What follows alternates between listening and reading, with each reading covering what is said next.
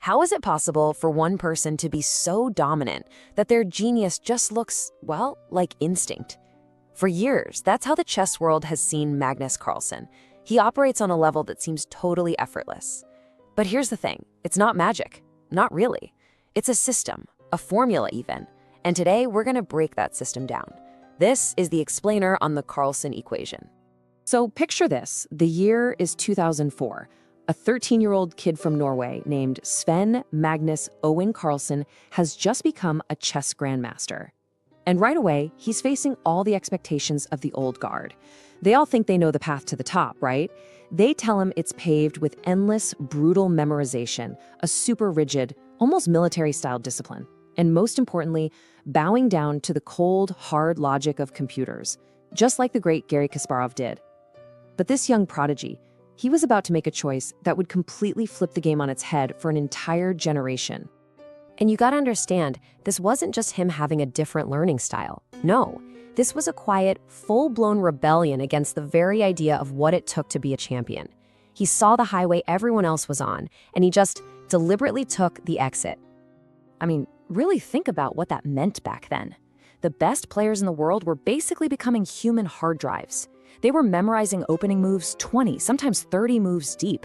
Their whole strategy was to solve the game before it even started, to show up to the board with an advantage cooked up by a supercomputer.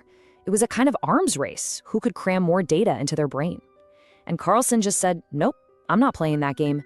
He made a huge strategic bet that he could win, not by outstudying his opponents, but by outthinking them, live, right there at the board.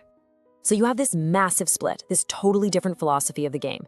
The old guard was trying to make a human play like a machine, perfect, predictable, pre-programmed.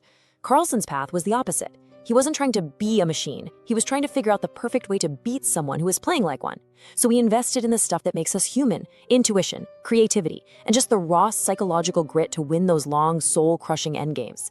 He was betting that a perfectly prepared player was also a brittle one, that once you knocked them off their script, they'd completely fall apart.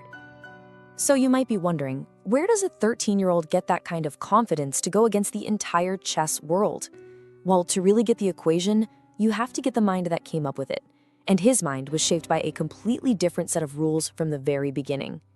See, Carlsen's whole way of thinking comes from one simple place. He absolutely hates being bored. He found all the traditional, super disciplined training methods just restrictive and dull. But don't you dare mistake that for laziness. It was a totally different kind of discipline. It was a rigorous, unwavering dedication to following what he was genuinely fascinated by. He figured out a really deep truth about playing in the computer age. You don't beat the computer. You beat the guy sitting across from you. And humans, well, unlike computers, we get tired, we get annoyed, we crack under pressure. He realized that all this computer prep had actually made his opponents kind of mentally fragile. They knew what the right moves were, but they didn't always understand why. And this is where it gets really brilliant. Forcing an opponent to think for themselves is basically a form of psychological warfare. It's like you've both been given a map, but you drag them off the map and deep into this dark, unfamiliar forest. And you're the only one with a compass. All those memorized lines, suddenly they're useless. Now they have to rely on their own wits, their own nerves. And in that forest, Carlsen's intuition and his sheer endurance become these absolutely devastating weapons. So this brings us to the very heart of it all, the equation itself. This is the formula that turns his whole philosophy into consistent, world-crushing performance. And it's a mashup of two things that don't seem like they should go together: the power of a deeply intuitive mind and the raw, brute force of the physical body. So here it is. Optimal performance equals subconscious integration plus physical stamina. Now, subconscious integration, that's a fancy way of saying you engage with something so much for so long that recognizing complex patterns becomes second nature. That's the source of his effortless genius. It's not that he's calculating faster, it's that he barely has to calculate at all. He just knows. And the physical stamina, that's the engine. That's the fuel that keeps that incredible mind running at 100% capacity long after his opponents has started to sputter out. Let's break it down into 3 pillars that make it all work. First, you have the infinite devotion mandate. This is just living and breathing chess until it's part of your DNA. It's constant, subconscious learning. Second is the Positional Pressure Protocol. This is his signature move. He creates these tiny, nagging advantages that don't look like much. It's like death by 1,000 paper cuts. He creates problems that have no easy answers, making his opponents burn through mental energy just to survive. And pillar 3, the Physical Stamina Multiplier. He uses his fitness as a weapon. He makes sure his brain has all the oxygen and endurance it needs to outthink and outlast everybody, especially when you're in hour 5, 6, or 7 of a championship match.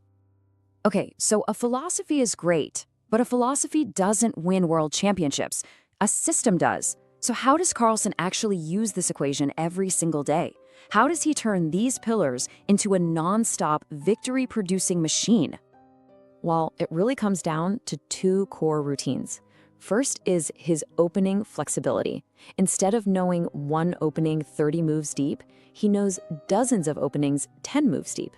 See, his goal isn't to land a knockout punch right away. His goal is just to get a messy, complicated game going where his opponent is immediately kicked off their script and thrown into that dark forest we were talking about. His second routine is the Continuous Psychological Fortitude Loop.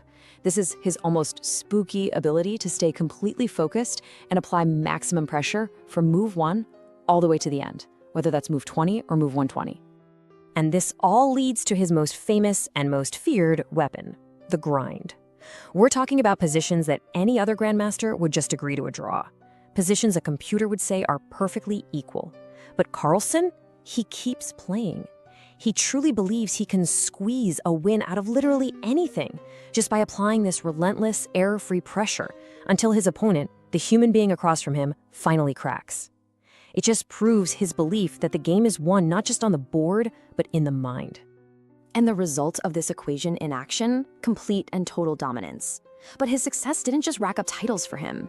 It fundamentally changed what it even means to be the best. He showed a whole new generation of players that there was another way to get to the top, a way that didn't require you to become a human database. 5. He became a 5-time world champion. I mean, let that sink in. There are legends of the game who never won the title even once. To hold it for a decade, that means you're not just a generational talent. You haven't just reached the top of the mountain, you are the mountain. And pretty soon, other players started copying him, focusing more on physical fitness, playing a wider range of openings, and training their psychological endurance. But his ultimate legacy is this. He proved that peak performance isn't about brute force. It's what happens when a mind is so deeply, totally absorbed in something that mastery looks and feels like effortless intuition. He showed the world you can think 10 moves ahead without even trying, because the pathways in your brain have been carved so deep that the best moves they just appear. And maybe his biggest innovation? He changed the goal from finding the objectively best move to finding the move that's the most difficult for a human to face. So, what's the big takeaway here? I mean, this is all incredible for a chess genius, but what about the rest of us? How can these principles apply to what we do, whether that's in our jobs, our art, or anything else we want to master? How do we build our own equation? And that's really the million-dollar question, isn't it? Carlsen's journey gives us this incredible blueprint for rethinking our own relationship with mastery. The point isn't to avoid hard work. It's about finding a much more powerful and way more sustainable fuel source for it. So here's the core advice. This is the actionable part. You have to commit to that infinite devotion mandate in your own life. Stop measuring what you do in hours clocked. Start measuring it in moments of pure, deep absorption. When you line up your effort with what you are genuinely fascinated by, your subconscious mind does the heavy lifting for you. It builds those intuitive pathways automatically. It's the huge difference between just studying something and being utterly captivated by it. So let's bring it all home. Remember that Magnus Carlsen built his entire dominance on one profound truth, that genius isn't a measure of effort, it's a measure of absorption. The Carlsen equation is that systematic blueprint. It's how you can think 10 moves ahead without trying, through that deep, continuous psychological integration. And it's a powerful reminder of an unbreakable rule that applies to anyone, in any field, trying to be great. When the work feels like play, you stop trying and you start winning.